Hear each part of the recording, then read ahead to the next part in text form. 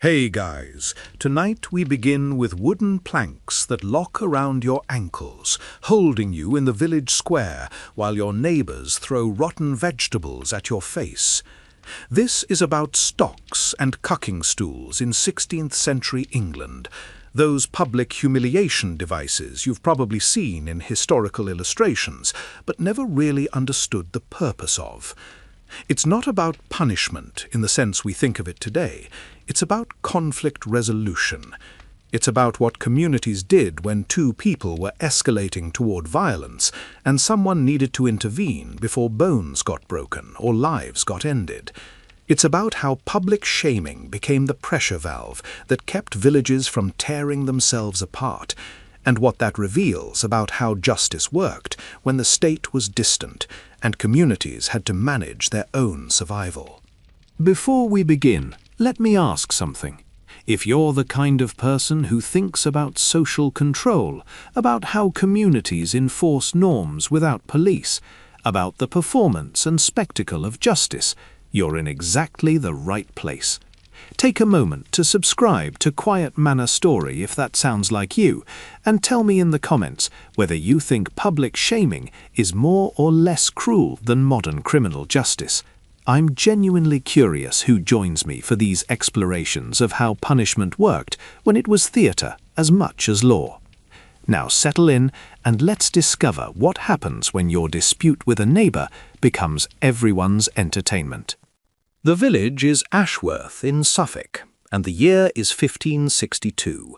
England is 5 years into Elizabeth's reign, still sorting out religious tensions, still recovering from decades of upheaval.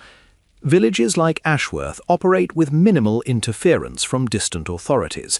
There's a manor lord who owns most of the land, but he's rarely present, spending his time at court or in London.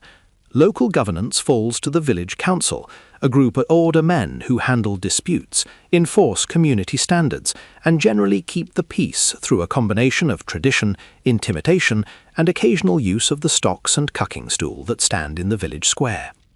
Margaret Hobbs is 32 years old and has been arguing with Alice Fletcher for 3 weeks. The argument started over a property boundary. Margaret's chickens kept wandering onto Alice's garden. Alice threw stones at the chickens. Margaret threatened to throw stones at Alice.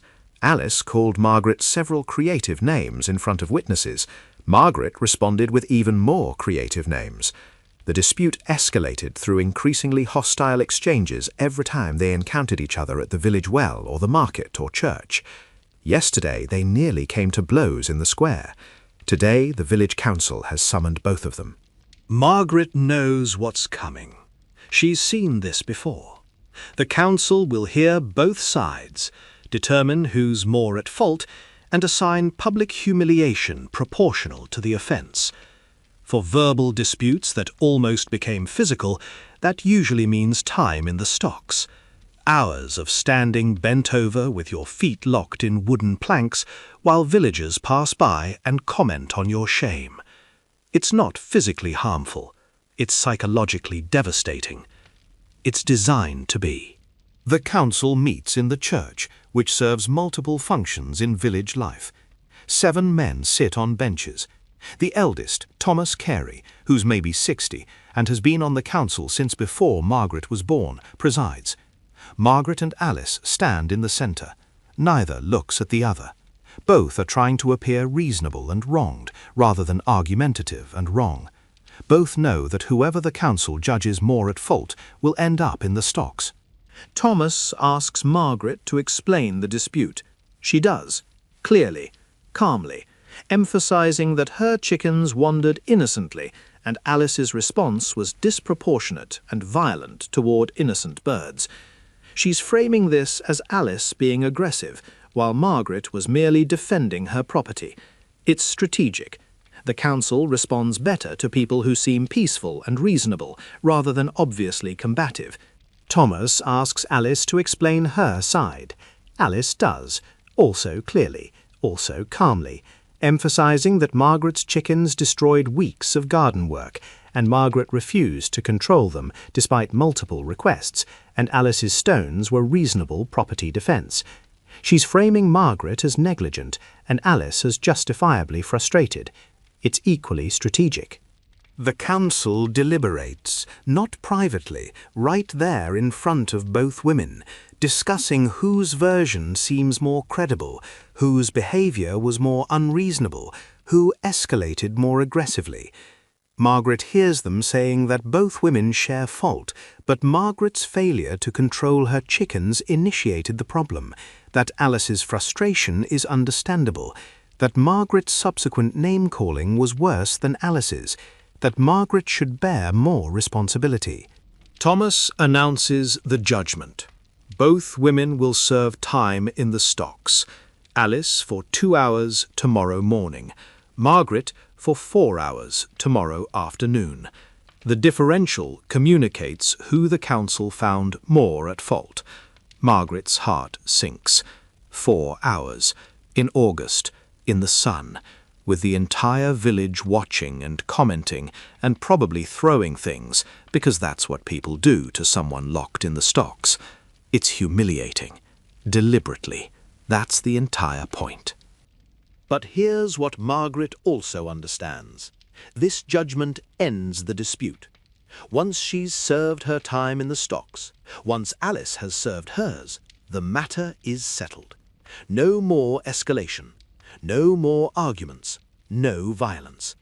The council has imposed shame on both of them, weighted according to fault. And that shame is payment for their behavior. After tomorrow, they're expected to acknowledge each other civilly and move on. The stocks aren't punishment for a crime. They're community-imposed humiliation that forces resolution to conflicts that were spiraling to worse outcomes. Margaret goes home angry and embarrassed, tells her husband what happened. He's unsympathetic. You should have controlled the chickens. Everyone knows Alice is protective of that garden. You pushed until she pushed back. Now you pay for it. At least it's only stocks and not something worse. Something worse. There are worse options. The cucking stool, for instance. That's reserved for women the council judges as scolds, people who create ongoing disturbances through constant arguing and gossiping and stirring up trouble. The cucking stool is a chair mounted on a long pole. You're strapped into the chair. The pole is positioned over the village pond. Then you're dunked, repeatedly, sometimes for hours. It's physically dangerous. People have drowned. People have gotten sick from the filthy water. It's worse than stocks by significant margins. Margaret has watched cucking stool punishments. They're spectacular, entertaining for the crowd, horrifying for the person being dunked, and very effective at making people afraid to be identified as troublemakers. The next morning, Alice serves her 2 hours. Margaret watches from a distance. Alice stands bent over, feet and wrists locked in the wooden stocks, unable to move. People pass by. Some ignore her. Some make comments. That's what you get for throwing stones at innocent chickens. Others are less sympathetic to the chickens. Garden destruction warrants defense. A few throw vegetable scraps, not hard, just symbolic. The stocks are performance. Everyone plays their role. Alice as the penitent wrongdoer. The crowd as representatives of community judgment, the council as enforcers of norms. Margaret's turn comes that afternoon. 4 hours. She approaches the stocks with as much dignity as she can maintain. The stockman, a position held by whoever the council assigns to manage the devices, currently a young man named John who seems to hate the job, locks her feet and wrists into the wooden planks. The wood is rough. Splinters dig into her skin. The position is bent forward, uncomfortable immediately, excruciating after an hour. She can't move, can't adjust, can't escape, just has to endure. The crowd gathers. Not everyone in the village. Most people have work to do, but enough. Maybe 20 people cycling through over the course of 4 hours. They're not cruel, not throwing rocks or doing physical harm, but they comment, they observe, They make Margaret aware that her shame is public, that everyone knows she failed to control her chickens and insulted Alice and nearly got into a physical fight over something that should have been handled reasonably, that her reputation has taken a hit, that she's been judged by the community and found wanting. An hour in, Margaret's back is screaming. The bent position puts strain on muscles that aren't designed to hold this posture. Her wrists hurt where the wood presses against them. Her ankles are developing raw spots. But the physical discomfort is almost secondary to the psychological weight. Everyone sees her. Everyone knows. She's the woman in the stocks, the one who couldn't manage a simple dispute without council intervention, the one who has to be publicly shamed into behaving appropriately. It's devastating to her sense of self-worth. 2 hours in, a child throws a rotten apple. It hits Margaret's shoulder. The child's mother scolds him, but not very harshly. Throwing things at people in the stocks is quasi-acceptable, not encouraged, but not seriously punished either. The expectation is that you'll throw soft things and not aim for the face. The child's throw was within those bounds. Margaret says nothing, can't say anything. Speaking while in the stocks is considered poor form. You're supposed to accept your punishment silently, demonstrate that you've learned your lesson, that you understand the community's judgment is correct. 3 hours in, Margaret is desperate for the experience to end. The physical pain is considerable now. Every muscle in her back is cramping. Her wrists are bleeding slightly where the wood has worn through skin. But worse is the ongoing humiliation, the continuous stream of people passing by, looking, judging, sometimes commenting. She is being transformed from Margaret Hobbs, competent villager with a legitimate grievance about property boundaries, into Margaret Hobbs, woman who couldn't control herself and required public shaming. The identity shift is the punishment. The stocks are just the mechanism. 4 hours end. John releases her. Margaret can barely stand. Her muscles have locked in the bent position. Moving is agony. She straightens slowly, carefully, trying not to show how much it hurts, trying to maintain some dignity, despite having just spent 4 hours being publicly humiliated. John says nothing. He's done this dozens of times, knows that people in the stocks don't want sympathy or conversation. They want to leave, get home, clean up, process what just happened to their social standing. Margaret goes home. Her husband helps her wash the blood off her wrists, makes her sit while he prepares food, doesn't say anything about the chickens or Alice or the council's judgment, just provides quiet support for someone who's been through an ordeal. Margaret appreciates this more than she expected. The village has judged her, shamed her, marked her as someone who failed community standards, but her husband hasn't abandoned her. That matters. The next day, she sees Alice at the well. Their eyes meet. Alice nods. Margaret nods back. No words, no apology, no discussion of chickens or gardens or what happened. Just acknowledgement. The dispute is over. The council imposed shame on both of them, and now it's finished. They're expected to coexist civilly, despite their history. The stocks forced resolution, not through addressing the underlying issues, but through making further conflict more costly than peace. Margaret builds a better fence for her chickens, not because she agrees she was wrong, but because she understands that the council judged her wrong, and will judge her more harshly if there's a repeat incident. The stocks taught her what the community considers acceptable, where the boundaries are, what level of conflict triggers intervention. She's modifying her behavior not out of guilt, but out of pragmatic recognition that avoiding future public humiliation requires preventing situations that lead to council judgment. This is how stocks function in Ashworth and villages throughout England. They're not primarily about punishing crime. They're about conflict resolution through public shaming, about giving communities a way to intervene in disputes before they escalate to violence, about forcing people to consider whether continuing an argument is worth the risk of ending up bent over with your feet locked in wooden planks while your neighbours watch and comment.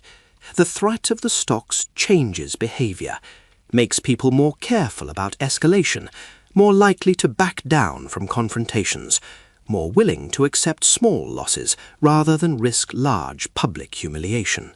6 months after her time in the stocks, Margaret is asked to serve on a conflict resolution committee. It's informal, not the village council, but a group of women who handle disputes that don't need council intervention. Margaret's experience in the stocks apparently qualifies her to help manage others' disputes. The logic is that someone who's been publicly shamed understands the cost of escalation, can speak credibly about why backing down is better than continuing to fight. She accepts, partly because refusing would seem ungracious, partly because she's curious about how this process works from the other side, and partly because she's still angry about being put in the stocks and wants some small measure of influence over who else gets put there. It's petty. She knows it's petty. But the humiliation of those 4 hours hasn't faded. The memory of standing bent over while children threw vegetables at her is vivid. If she can prevent others from experiencing that, or ensure that people who deserve it more than she did experience it appropriately, that feels like justice of a sort. The committee meets monthly. 5 women. They handle disputes between women that men aren't interested in managing. Property boundaries between gardens, shared well usage, children fighting, accusations of gossip or slander, the kinds of conflicts that could escalate but usually don't require council intervention if handled early. Margaret discovers she's good at this. She's experienced conflict herself, understands the emotional dynamics, can identify when someone is genuinely wronged versus when they're just looking for validation, can push people towards resolution without them feeling bullied into it. She also learns how often the threat of stocks gets invoked, not by the committee officially, but in conversations. If you keep pushing this, the council will get involved. You know what that means. The stocks hover over every dispute. Nobody wants to end up there, so most people find ways to compromise, to back down, to accept less than ideal outcomes, because even unsatisfying resolutions beat public humiliation. The stocks are powerful, not through constant use, but through their presence as a possibility, as a threat that shapes behavior, even when it's never actualized. Margaret sees this dynamic working both ways. It prevents escalation, which is valuable. Ashworth has minimal violence because people know that fighting leads to stocks or worse. But it also suppresses legitimate grievances. People accept mistreatment because speaking up might lead to being judged a troublemaker. Women, especially, learn to swallow their anger because expressing it too loudly risks being labelled a scold, which leads to the cucking stool. The threat of humiliation doesn't just prevent violence, it prevents justice when justice requires confrontation. One dispute Margaret handles involves a woman named Sarah who accuses her neighbour Joan of stealing eggs from Sarah's chickens. Joan denies it. There's no proof either way, just Sarah's suspicion and Joan's denials. The committee investigates quietly, asks questions, talks to people who might have seen something, discovers that Joan probably did take the eggs, but only because her family was hungry and Sarah's family had extra. Joan couldn't ask because asking means admitting poverty, which is shameful, so she stole instead, hoping not to get caught. Margaret faces a choice. She could report this to the council. Joan would likely get the stocks for theft. That would satisfy Sarah and enforce the rule against stealing. but it would also devastate Joan's family and mark her as a thief publicly.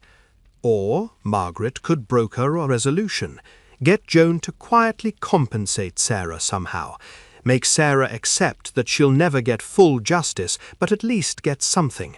Keep the matter private, prevent escalation and public shaming at the cost of not fully addressing the wrong. She chooses the private resolution, arranges for Joan to help Sarah with garden work, frames it as neighbouring cooperation rather than compensation for theft. Sarah accepts reluctantly. Joan accepts gratefully. The matter settles without council involvement, without stocks, without public humiliation. Margaret has used the threat of stocks to push both women toward resolution they'd rather avoid, but she's kept them out of actually experiencing what she experienced. It feels like the right choice, the merciful choice. It also feels like letting theft slide because the alternative is too harsh. Justice compromised by mercy, or mercy compromising justice. She's not sure which. 6 months into her work on the committee, Margaret understands something crucial about how the stocks and cucking stool function. They're not just punishment devices, they're threats that hang over every dispute. They're the bad outcome everyone wants to avoid. They make compromise attractive, not because compromise is satisfying, but because the alternative is public humiliation. The system doesn't actually resolve conflicts most of the time. It suppresses them, pushes them underground, makes people choose private resentment over public confrontation, because confrontation carries too much risk. This is the quiet justice of it.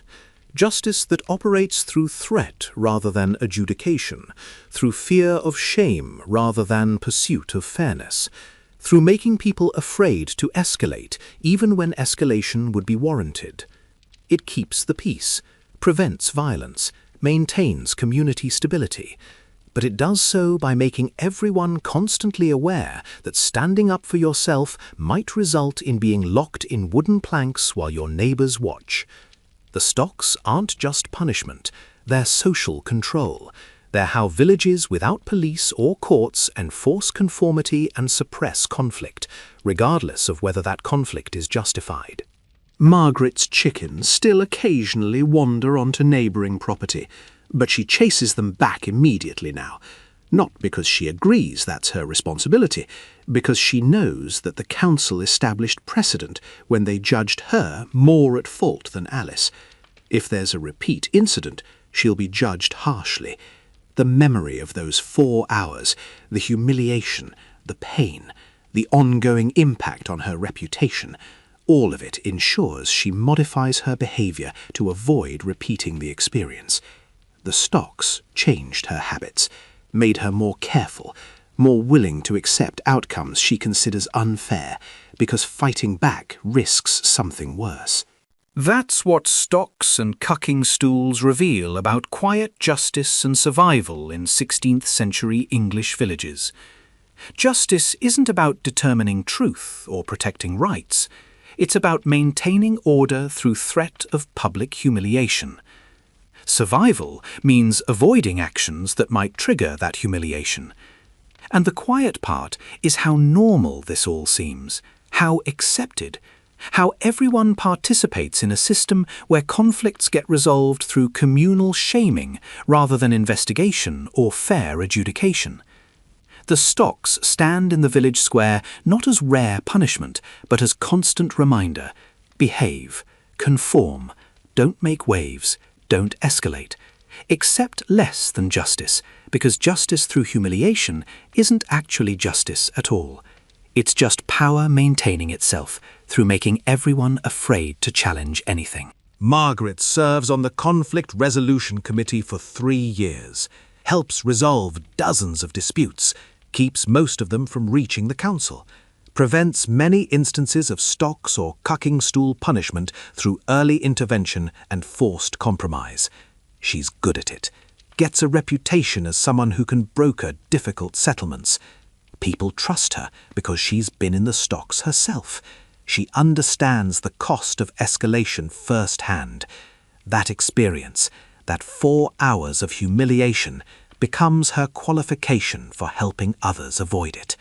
The system that punished her recruits her to administer it, makes her both victim and enforcer, ensures her complicity through making her survival dependent on the system's continuation.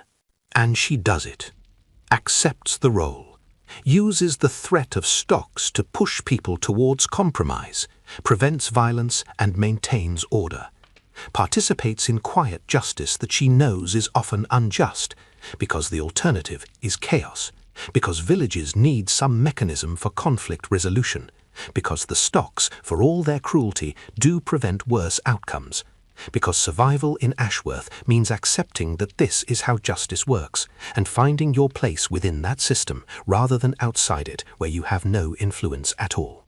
The chickens keep laying eggs. Alice's garden keeps growing.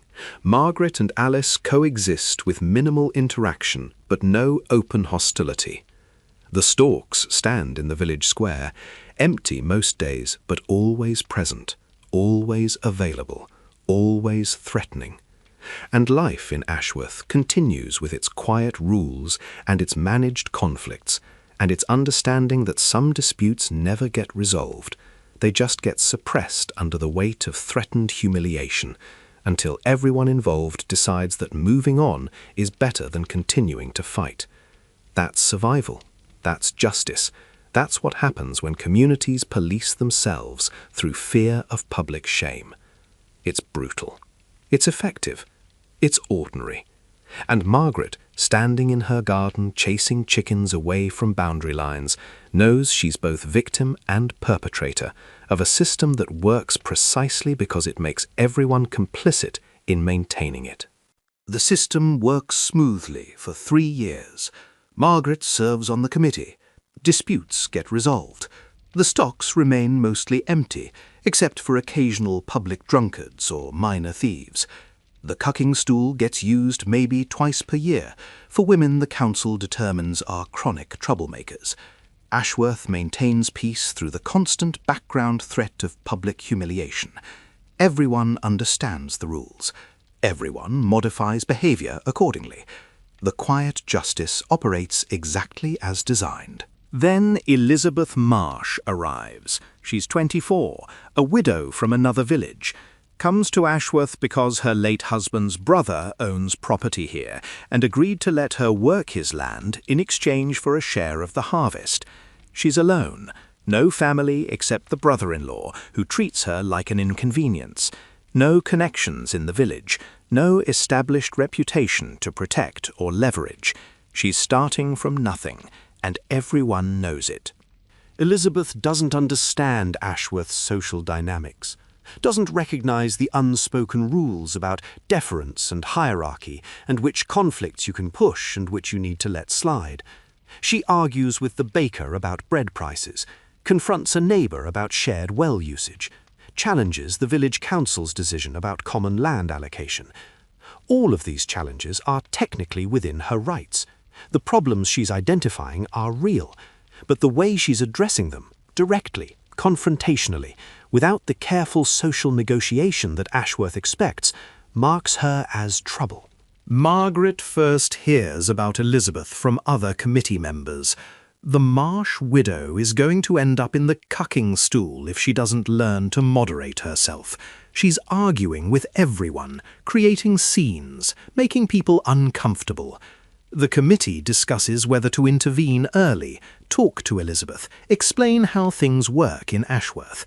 But they decide against it. Elizabeth hasn't actually violated any rules yet. She's just being abrasive. You can't punish someone for being abrasive, even if everyone wishes you could. 2 months after Elizabeth's arrival, she appears before the village council. Someone has accused her of slander. She allegedly called the baker's wife a thief publicly at the market. Elizabeth doesn't deny saying it, admits she said exactly that, explains that she saw the baker's wife taking eggs from a chicken coop that didn't belong to her, and called her out for it. The baker's wife denies the theft, claims Elizabeth is lying out of malice because the bakery refused to give her credit. The council investigates, not thoroughly.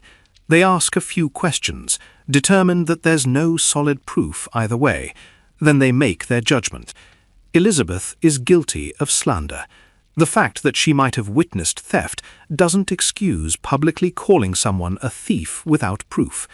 The penalty is 4 hours in the stocks. Margaret is present for the judgment, watches Elizabeth's face, expects to see fear or shame or contrition, sees anger instead, pure, undisguised anger at a system that's punishing her for telling what she believes is the truth.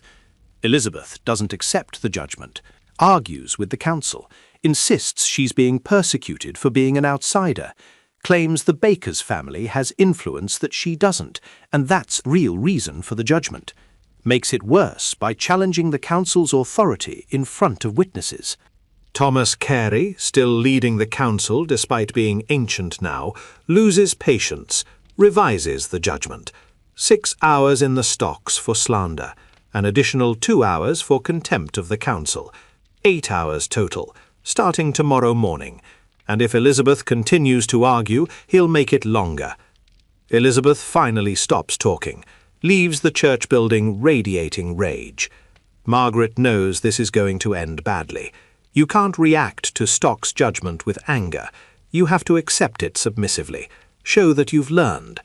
Elizabeth hasn't learned anything except that Ashworth's justice system is hostile to her. The next morning, Elizabeth serves her time. Margaret watches from a distance again, as she did when Alice was in the stocks years ago. But this is different. Elizabeth doesn't bow her head, doesn't show contrition, stands bent over in the stocks and glares at anyone who approaches. When someone throws a rotten vegetable, a tomato, soft but symbolic, Elizabeth shouts at them. Coward, hiding behind the council's judgment instead of being honest about what this really is. The crowd doesn't know how to respond. People in the stocks don't shout back, don't challenge the system while being punished by it. Elizabeth is violating the performance rules, not playing her assigned role, and that violation is almost more shocking than whatever she originally did.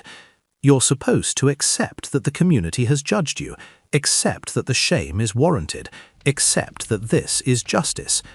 Elizabeth is rejecting all of that, insisting the judgment is wrong, that the system is corrupt, that she's being persecuted.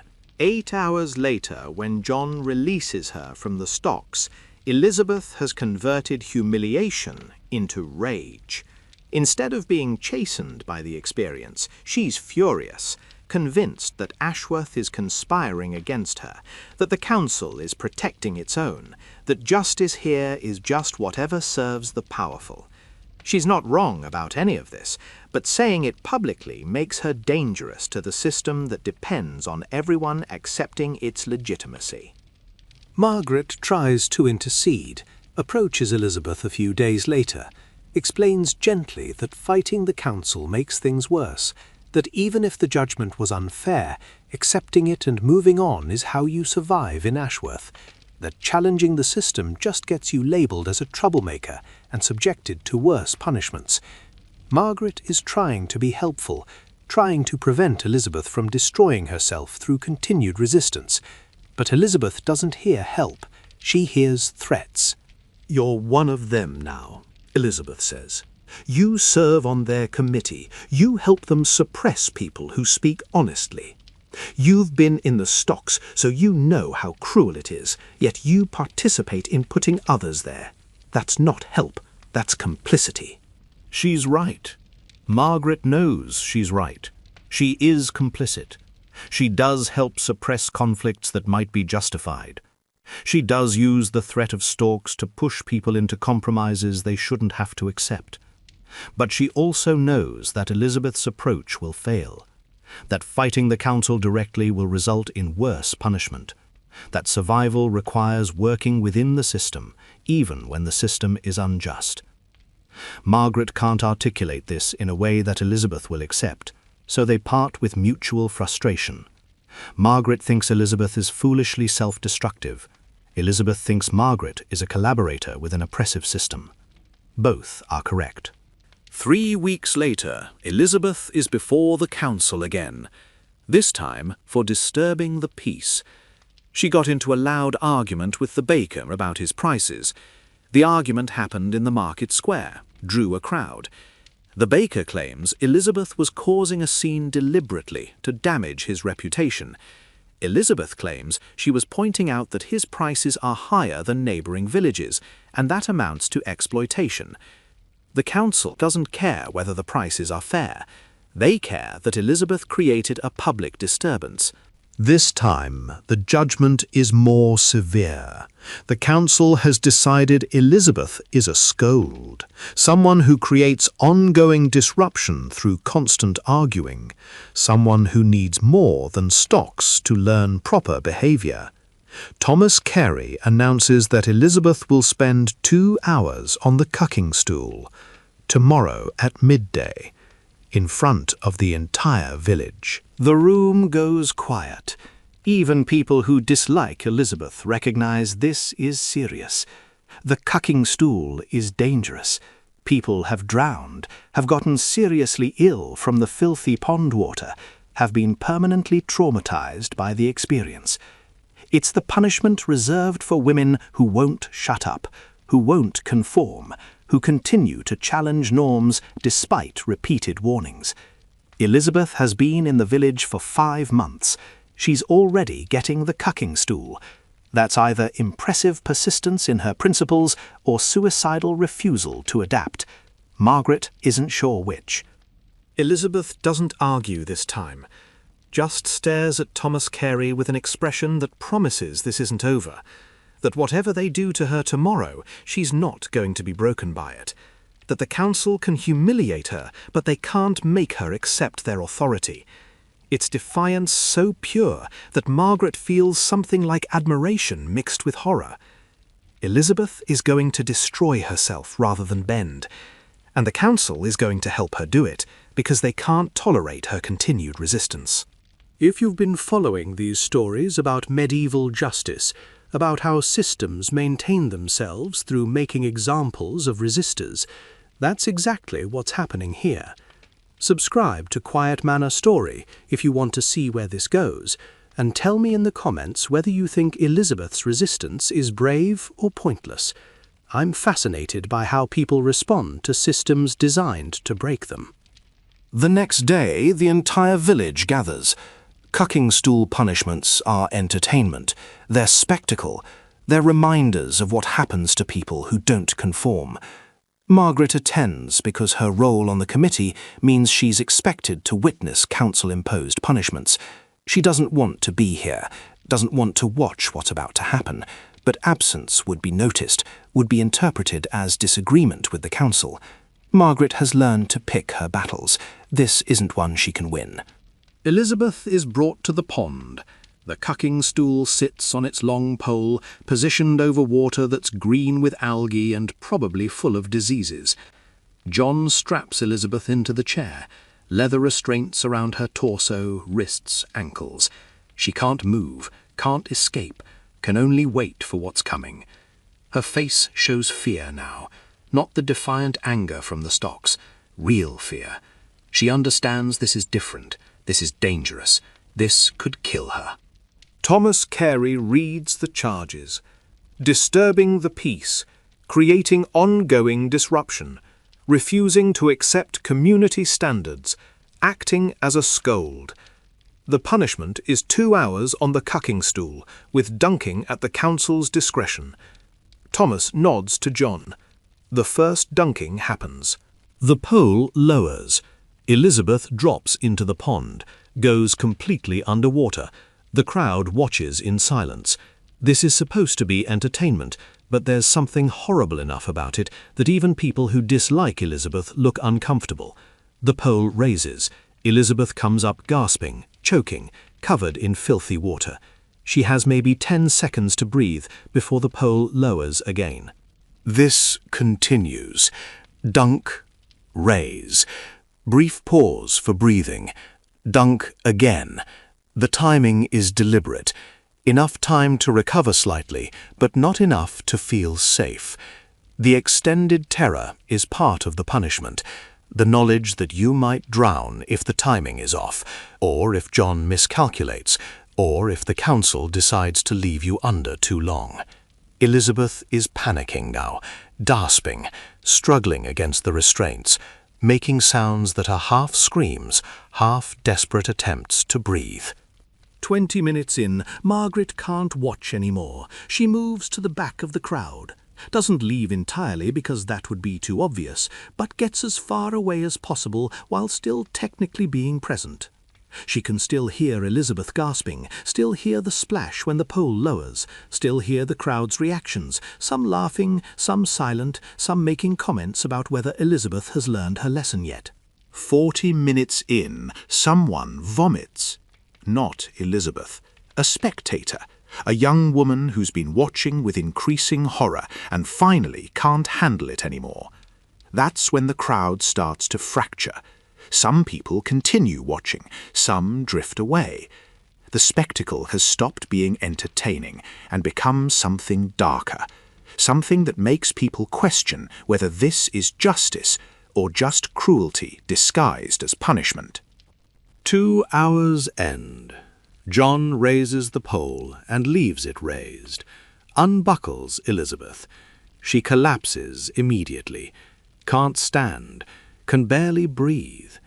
She's shaking violently, covered in pond water and algae and probably her own vomit. Someone brings a blanket. Someone else tries to help her stand. She's barely conscious. The cucking stool has worked exactly as designed, broken her, taught her that continued resistance has consequences that might actually kill her. Margaret helps get Elizabeth to a nearby house where she can recover, helps clean her up, get her into dry clothes. Elizabeth doesn't speak, doesn't look at anyone, just shakes and occasionally coughs up water. Margaret has seen this before. The cucking stool doesn't just humiliate, it traumatizes, does something to people psychologically that doesn't heal quickly, if it heals at all.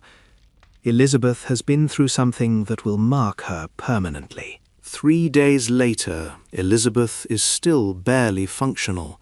She moves through the village like a ghost, doesn't argue with anyone, doesn't challenge anything, speaks only when absolutely necessary. The council got what it wanted. They broke her, made an example that will keep others from similar resistance, demonstrated that defying community standards leads to consequences severe enough that death starts looking preferable to continued punishment. Margaret visits Elizabeth a week after the cucking stool, brings food, offers conversation, gets mostly silence in return. Finally, Elizabeth speaks. "You were right. Fighting them is pointless. They have all the power, all the mechanisms of control. I could be right about everything, and it doesn't matter, because they control the stocks and the cucking stool, and the council, and public opinion. Justice doesn't actually exist here, just power maintaining itself through terror." That's too simple, Margaret says. The system prevents worse outcomes. Without the stocks and cucking stool, people would solve disputes through violence. More people would die. The public humiliation is awful, but it's better than blood feuds and killings. It's not perfect justice, but it's functional justice. Is it? Elizabeth asks. Or is that just what people tell themselves to justify participating in a system that tortures women for speaking up? You know what I saw during those 2 hours? I saw 100 people watching me nearly drown and calling it justice. That's not preventing violence. That is violence. Organized, sanctioned, applauded. You can call it functional all you want. It's still torture. It's still wrong. And everyone who participates is guilty, even if they tell themselves they're preventing worse outcomes. Margaret doesn't have a good response. Elizabeth is expressing what Margaret has thought privately for years but never said aloud, that the system is cruel, that the threat of humiliation doesn't prevent injustice, it enforces it, that functional isn't the same as right. But Margaret also knows that Elizabeth's purity, her refusal to compromise, her insistence on calling the system what it actually is, leads to destruction. Elizabeth is right, and being right has nearly killed her. The village council notices Margaret's sympathy for Elizabeth, summons her a week later, not formally, just a private conversation with Thomas Carey. He's direct about his concern. You've been visiting the Marsh widow, bringing her food, supporting her. That sends a message, makes it seem like you disagree with the council's judgment, makes other women think resistance is acceptable if someone on the committee will protect them afterward. I'm not protecting resistance, Margaret says. I'm providing basic charity to someone who's been punished. That's different. Is it? Thomas echoes Elizabeth's question. The Marsh widow needed to be broken. She was destroying community harmony, causing ongoing disruption. The cucking stool worked. She's quiet now, accepts authority. If you provide comfort that undermines the lesson, you're sabotaging the system's effectiveness. You need to decide whether you're part of the council's authority structure or part of the problem we use the stocks to solve. It's a threat disguised as concern. Margaret is being told to choose, support the system fully, or become its target. There's no middle ground, no position where you can acknowledge injustice while still participating in institutions that enforce it. You're either fully complicit or fully resistant, and resistance leads to stocks or cucking stool, or worse. Margaret stops visiting Elizabeth, not because she agrees with Thomas, because she understands that her usefulness on the committee depends on maintaining the council's trust. If she loses that trust, she loses all ability to influence outcomes, loses the small mercy she sometimes manages to inject into the system, becomes just another woman subject to the system's judgments rather than someone with minor authority within it. She's choosing complicity over resistance, choosing pragmatic survival over principled objection, choosing exactly what she always tells herself she wouldn't choose if it came to it. But here it is, and she's choosing wrong, and she knows it. Elizabeth eventually recovers enough to function, keeps to herself, works the brother-in-law's land, doesn't cause problems. The council is satisfied. They broke someone who needed breaking, and she's now properly integrated into village life. Quiet, deferential, no longer challenging prices or calling out theft or creating disturbances. The cucking stool worked. The system sustained itself. Order was maintained. Justice, if you use the word very loosely, was served. 6 months after Elizabeth's cucking stool punishment, a young woman named Catherine comes before Margaret's committee. She's been arguing with a neighbour about property boundaries. The dispute is escalating. They're close to violence. The committee needs to intervene before it reaches the council. Margaret handles it, explains to Catherine that she needs to compromise, that continuing to fight isn't worth the risk of stocks or worse, that justice sometimes means accepting less than you deserve, because the alternative is public humiliation or actual physical danger. Catherine asks whether Margaret really believes that, whether she thinks accepting injustice is better than fighting it. Margaret doesn't answer directly, just says, "I've seen what happens to people who fight. I've been in the stocks myself. I've watched the cucking stool work. Fighting isn't brave. It's just self-destructive. The system is stronger than you. Save yourself the suffering and compromise now." Catherine looks at her with an expression Margaret can't quite read. Disappointment, maybe, or recognition that Margaret has become exactly what Elizabeth accused her of being, a collaborator. Someone who experienced the system's cruelty and responded by helping administer it to others. Someone who chooses survival through complicity over resistance through principle. Margaret sees herself through Catherine's eyes and doesn't like what she sees. But she doesn't change her advice, because the advice is correct. Fighting the system does destroy you. Elizabeth proved that, and Margaret would rather be a living collaborator than a broken resistor. The dispute between Catherine and her neighbour gets resolved. Catherine accepts an unfair compromise, stops arguing about boundaries that clearly should be different. The committee successfully prevents escalation, prevents council involvement, prevents Stocks or Cucking Stool. It's a success by all measures, except that Catherine now understands she has to accept injustice, because fighting it leads to worse outcomes. She's leavened the quiet rules, internalized the threat, modified her behaviour. The system worked exactly as designed. Margaret goes home that night and thinks about Elizabeth, wonders whether she's still living with her brother-in-law, whether she's recovered psychologically from the cucking stool, whether she still believes what she said about the system being torture disguised as justice, whether she hates Margaret for abandoning her. Margaret doesn't have answers, just guilt that she's tried to justify as pragmatism, but increasingly recognizes as cowardice. The village council approaches her the next month.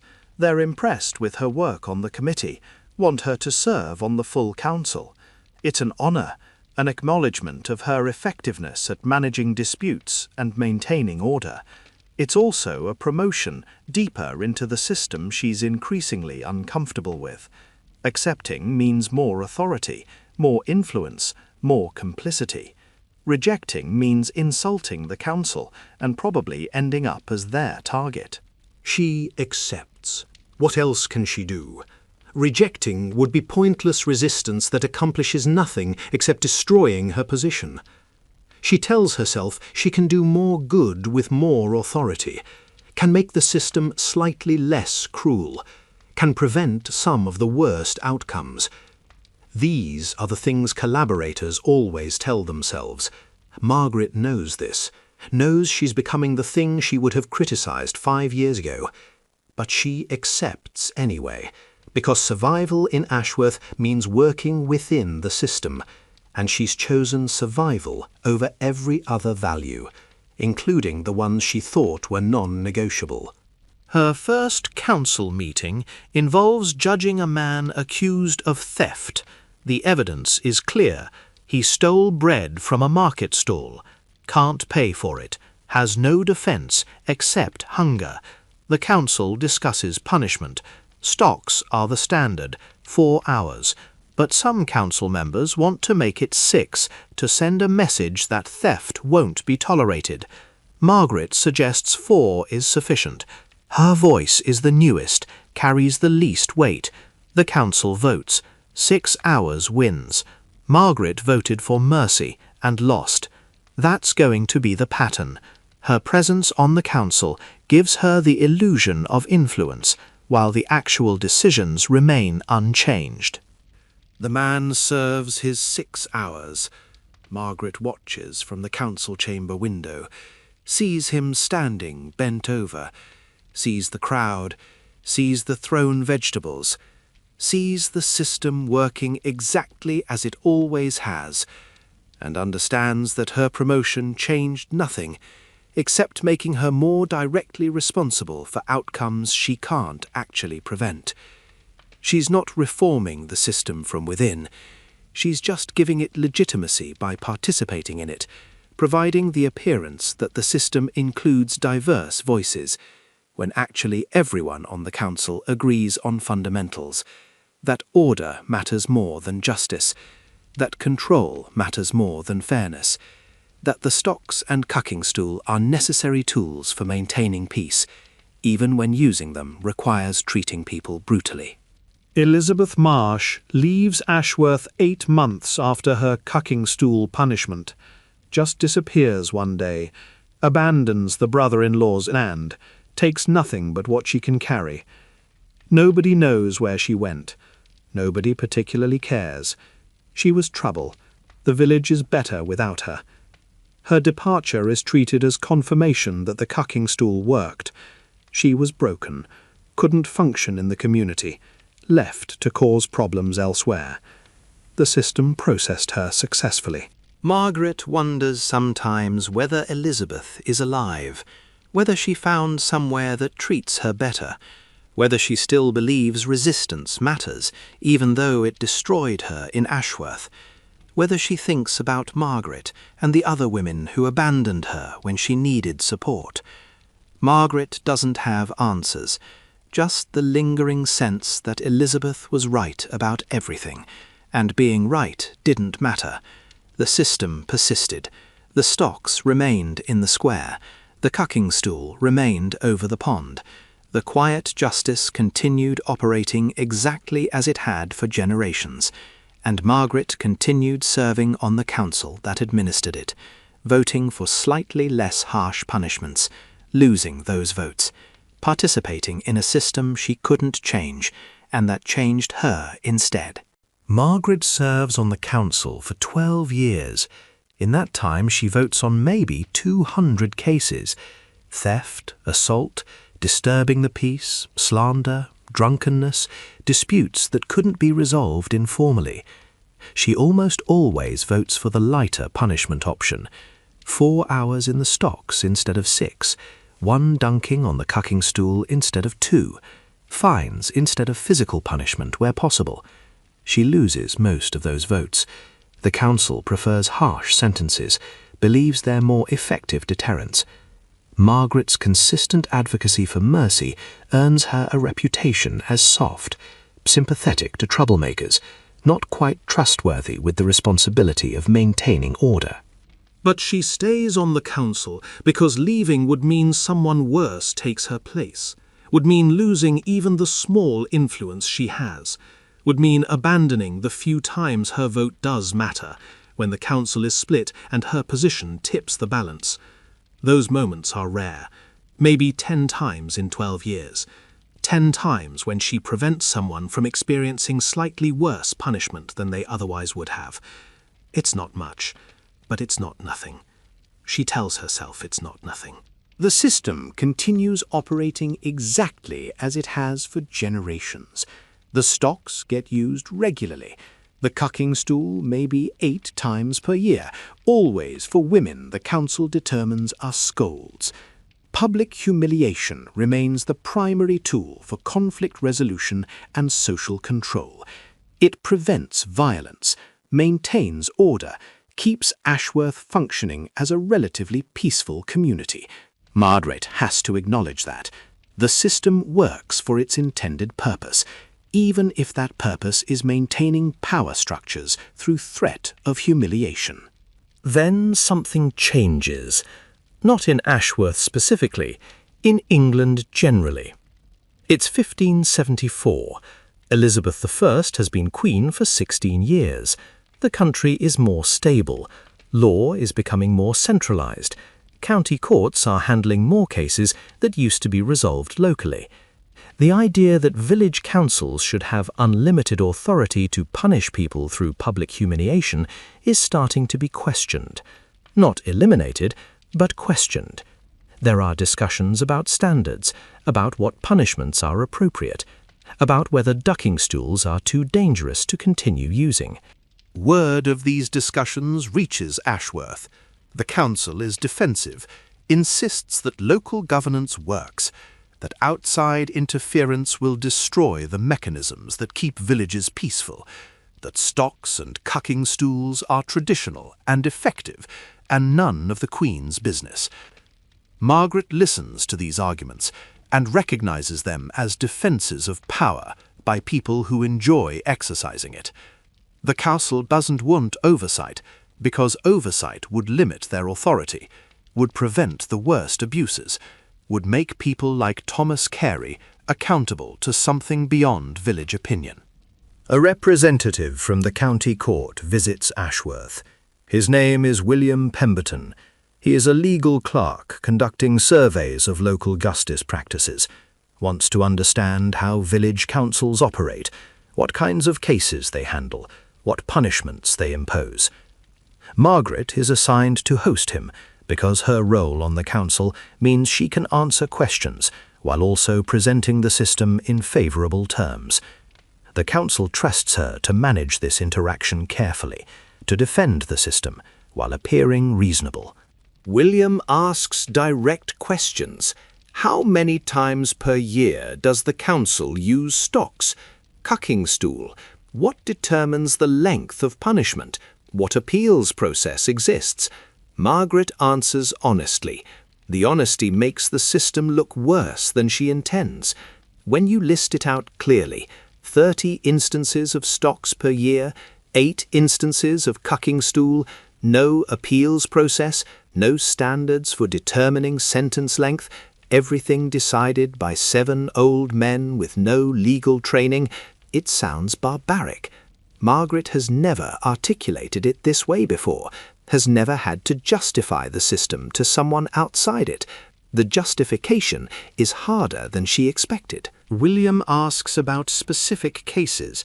Margaret describes recent ones. A woman who spent 4 hours in stocks for calling her neighbour a liar. A man who spent 6 hours for public drunkenness. A woman who got the cucking stool for repeatedly complaining about her husband's behaviour. William takes notes, asks whether Margaret thinks these punishments were proportional to the offences. Margaret doesn't know how to answer. She wants to say no, wants to express the doubts she's carried for years. But William represents authority that could destroy Ashworth's autonomy. If she's too critical, she betrays the council. If she's too defensive, she betrays her own conscience. She compromises, explains that the punishments seem harsh to outsiders, but work within village context, that public humiliation prevents escalation to violence, that the system has operated this way for generations and Ashworth remains peaceful. It's not exactly a defence, more like an acknowledgement that the system is what it is, and changing it isn't her decision. William seems to understand what she's not saying, that Margaret participates in something she's uncomfortable with, that she's trapped between loyalty to community and recognition of injustice, that she's doing what most people do, compromising principles for practical survival. William's visit ends. He thanks Margaret for her candour, says his report will reflect that Ashworth's council operates within traditional bounds, even if some practices should probably be reformed. Margaret doesn't know whether this means anything will change. Probably not. The Queen has bigger concerns than how village councils punish minor offences. But the visit has forced Margaret to articulate things she's avoided thinking clearly about, to see the system from an outside perspective, to recognise that it works isn't actually sufficient justification for continuing practices that are brutal. 2 months after William's visit, the council receives guidance from the county court. Not orders, just recommendations, suggesting that cucking stool use should be limited to severe cases, that dunking times should be standardised, that stock sentences shouldn't exceed 4 hours for minor offences. The guidance is carefully worded to respect local autonomy, while suggesting that some practices might be excessive. The council is furious, sees this as interference, as the beginning of losing authority they've held for generations. Thomas Carey, now nearly 70 and increasingly rigid, insists the council ignore the guidance entirely. We've governed this village for 100 years without county court telling us how. We know our people. We know what punishments maintain order. Some clerk in a county office can't dictate terms to us. Most of the council agrees. They're not going to change practices that work just because outsiders think they're too harsh. Margaret speaks up. The guidance is reasonable. We could follow it without losing authority. Just establish maximum sentences, create some standards. That doesn't undermine us. It actually protects us by showing we're responsible with power. Her argument is pragmatic, not principled opposition to the stocks or cucking stool, but suggestion that voluntary reform prevents forced reform later. The council listens, debates, eventually decides to adopt some recommendations. Maximum 4 hours for stocks in most cases. Cucking stool limited to 2 dunkings, unless the offence is extraordinary. It's minimal change, but it's change. First modification to the system in living memory. The modifications don't revolutionize justice in Ashworth. Stocks still get used regularly, cucking stool still terrorizes women into compliance, but the worst excesses are slightly curtailed.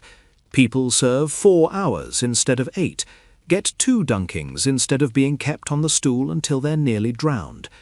It's marginal improvement, but Margaret notices the difference.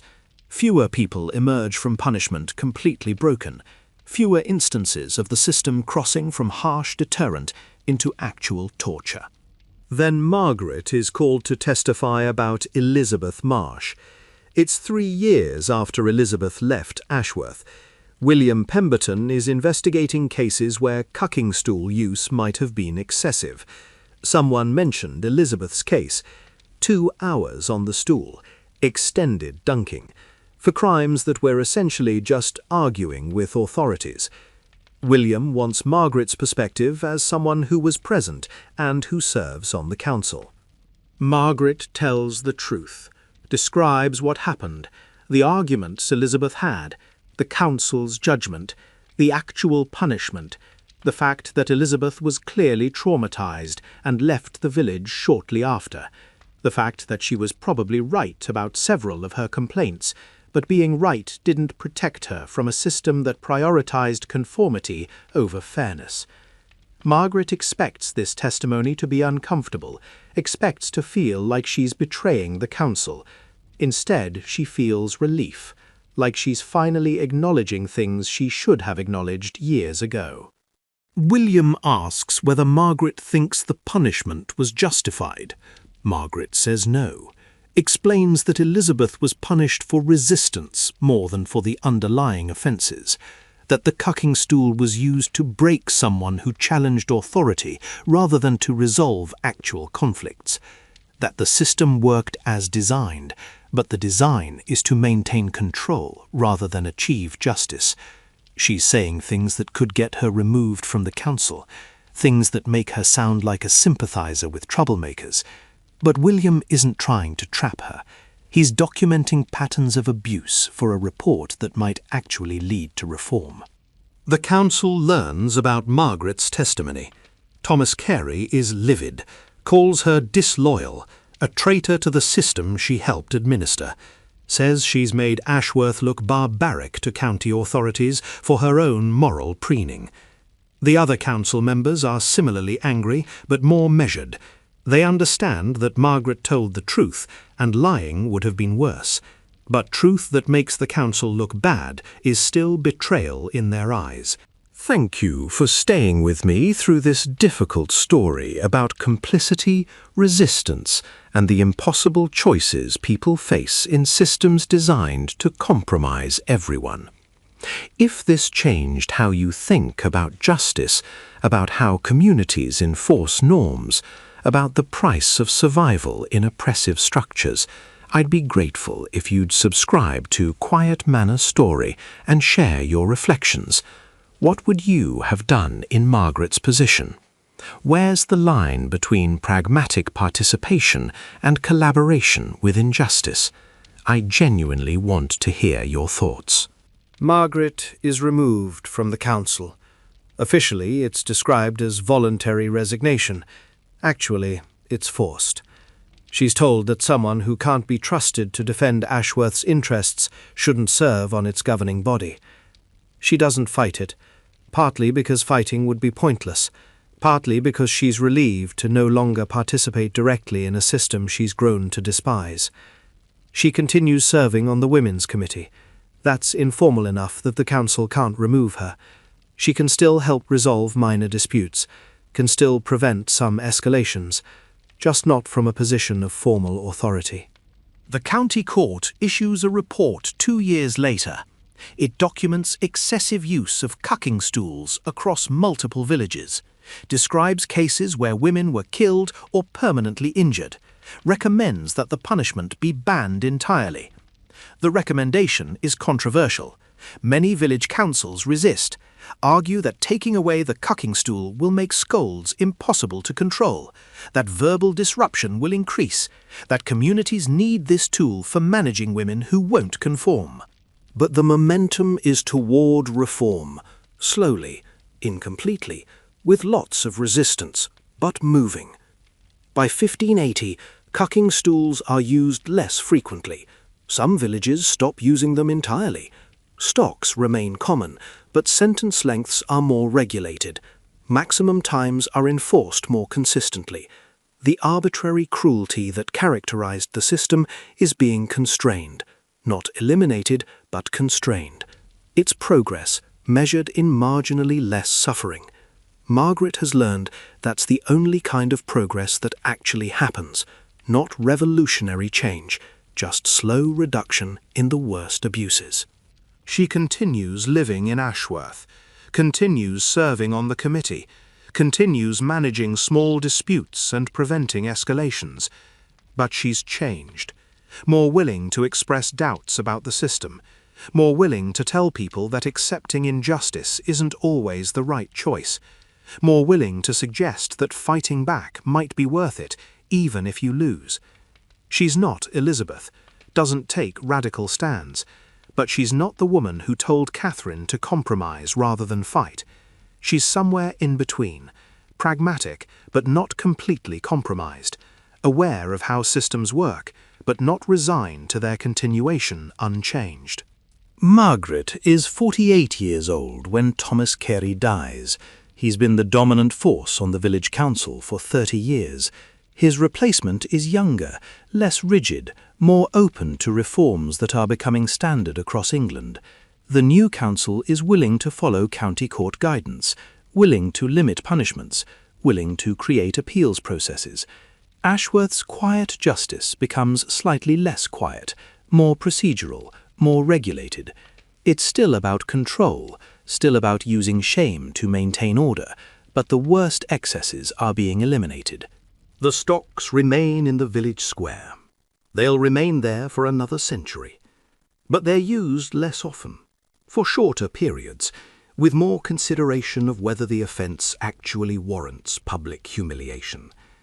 The cucking stool is used once more in 1583, and then never again.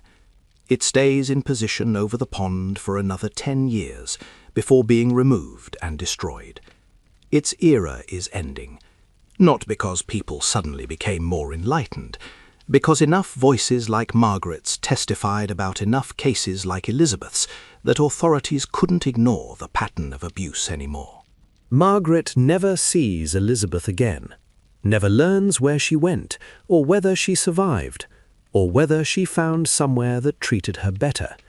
But she thinks about Elizabeth often, wonders whether Elizabeth would consider the reforms Margaret helped push worth the years of complicity that preceded them, wonders whether Elizabeth would say Margaret eventually did the right thing, or would point out that she should have done it years earlier, when it might have saved Elizabeth from the cucking stool.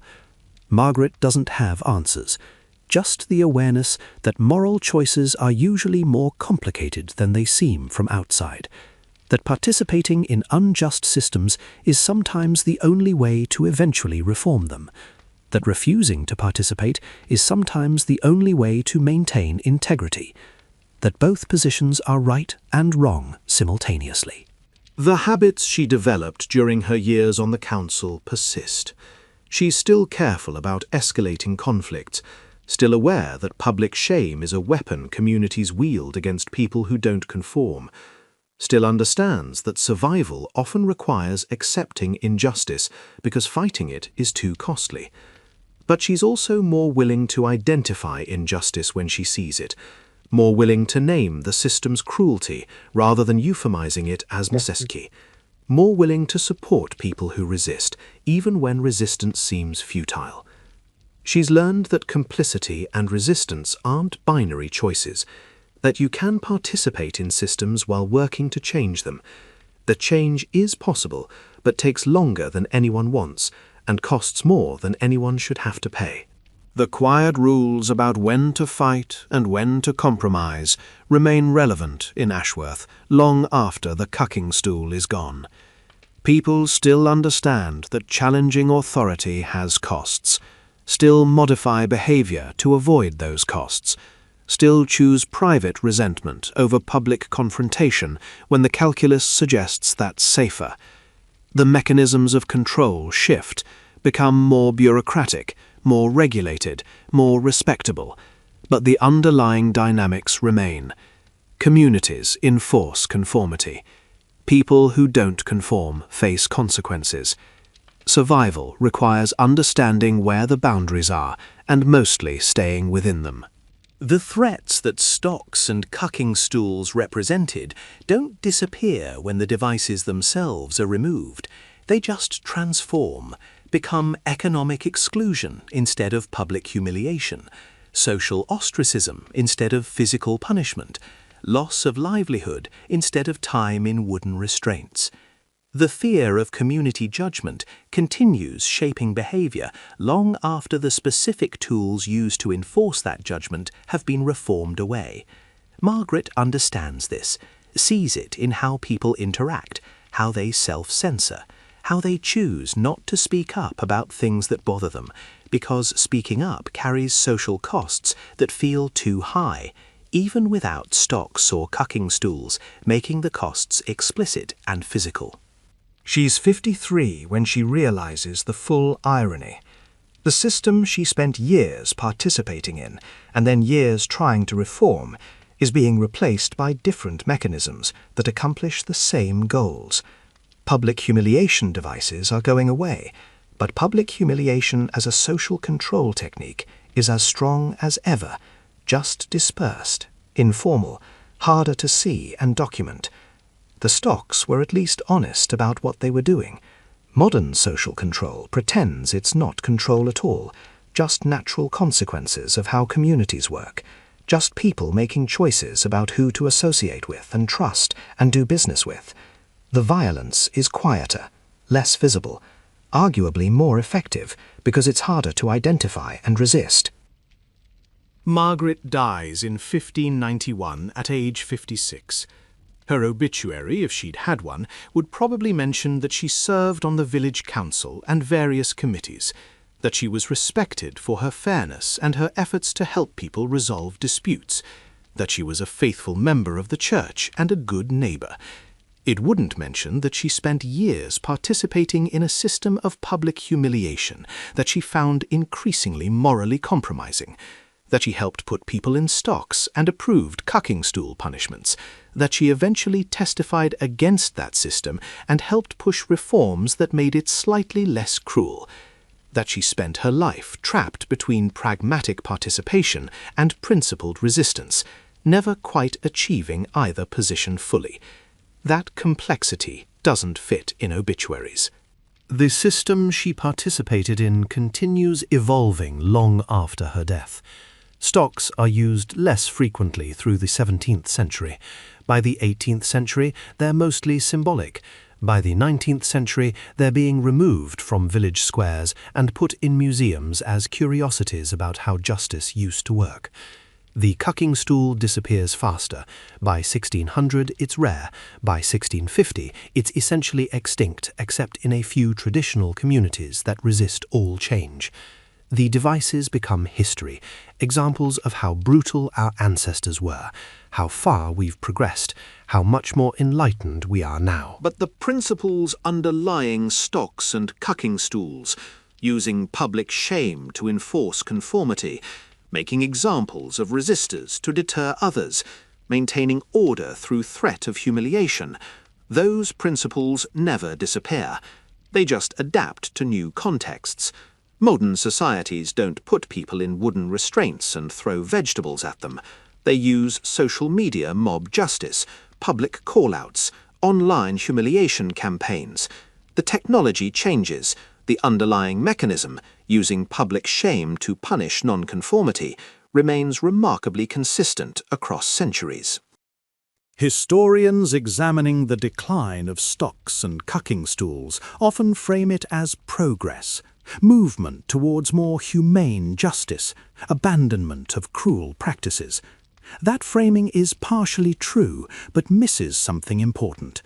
The practices were abandoned when they became too visible, too obviously brutal, too difficult to defend to outside authorities asking uncomfortable questions. They were replaced by mechanisms that accomplish similar goals with less visible cruelty. The progress isn't in abandoning social control through shame, it's in making that control more subtle, more deniable, more respectable. Margaret would recognize this. She spent decades watching how Ashworth's justice system worked, how public humiliation maintained order, how threat of stocks prevented escalation, how everyone participated in a system that worked through making examples of people who didn't conform. She saw the system transition from crude devices to more sophisticated mechanisms, saw that the removal of stocks didn't mean the end of using shame for social control, just meant the shame became less theatrical, less centralized, more distributed through informal social networks rather than formal council-imposed punishments. The legacy of stocks and cocking stools isn't the devices themselves.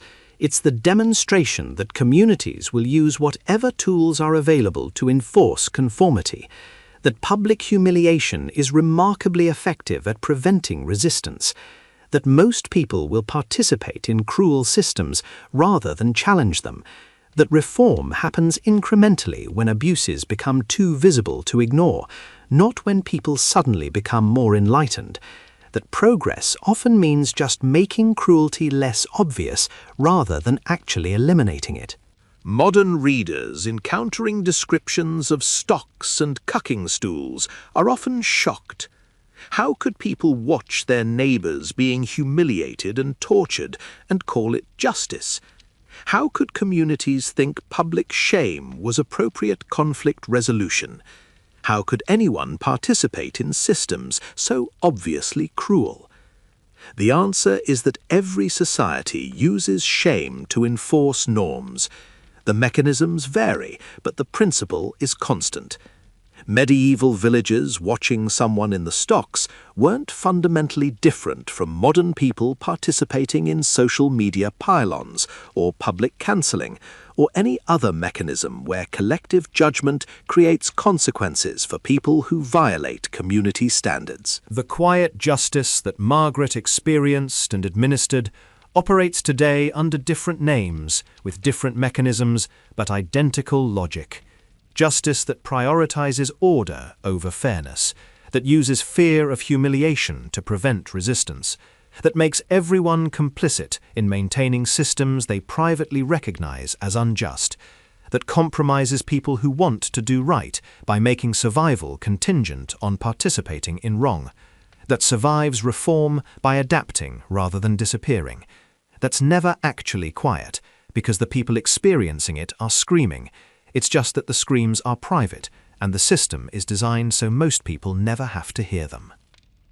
Margaret's story is ultimately about impossible choices in unjust systems, about how participating in cruelty can feel like the only option, about how reform happens through people who spend years complicit before finally resisting, about how survival requires compromise, but compromise has costs that compound over time, about how the stocks and cooking stools are gone, but the systems they represented persist in forms we've learned to call by other names, so we don't have to acknowledge we're still doing the same thing they were doing, just more politely, more respectably, more quietly. The wooden planks that locked around ankles are in museums now. The chairs that dunked women in ponds are historical curiosities. But the principle that communities maintain order through threatened humiliation, that shame is a weapon for enforcing conformity, that justice often means just making examples of people who resist, that principle remains operational. Margaret understood this by the end of her life, understood that removing the devices doesn't eliminate the dynamics, that progress is real but limited, that every generation thinks it's moved beyond the cruelty of previous ones, while implementing that cruelty through mechanisms it's learned not to recognize as cruel. The stocks fixed quarrels before fists flew by making people fear something worse than violence. They revealed that quiet justice is justice that operates through threat rather than fairness, that survival in communities means accepting that you'll be judged by standards you can't control and punished through mechanisms you can't escape, that fighting back is possible but costly, that complicity is tempting but corrupting, that the choice between participation and resistance is never as clear as you think it will be before you're forced to make it, that systems survive by being stronger than individuals, that reform happens but slowly, that the habits we develop to survive unjust systems persist long after the systems themselves have transformed into something we tell ourselves is different, but which feels remarkably similar to people who pay attention. Margaret paid attention. She was in the stocks herself, watched others endure the cucking stool, participated in imposing both, testified against the system eventually, helped push reforms that made it less overtly cruel. But she died knowing that the underlying mechanics persist, that communities will always find ways to use shame for social control, that progress means making that control more subtle, not eliminating it, that the stocks are gone but the lessons they taught, conform, don't resist, accept injustice rather than face humiliation, participate in systems you despise because refusing is too costly, those lessons continue teaching themselves to new generations through mechanisms that look different but work the same. That's the legacy. That's what the stocks and cucking stools reveal about quiet justice and survival. That justice is usually just another name for maintaining order, and survival means learning to live with that even when you hate it.